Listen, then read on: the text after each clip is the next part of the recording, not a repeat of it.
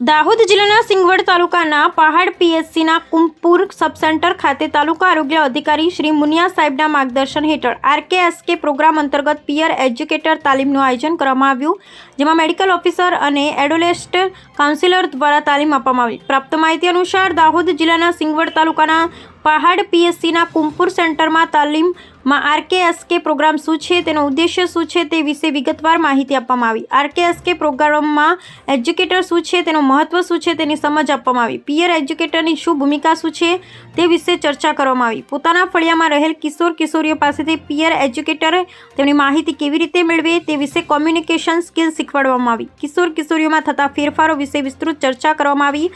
પ્રજનન તંત્ર વિશે સમજ આપવામાં આવી. સ્વચ્છતા વિશે સમજ આપવામાં આવી. ચેપી રોગ અને બિનચેપી રોગો વિશે વિસ્તૃત ચર્ચા કરવામાં આવી.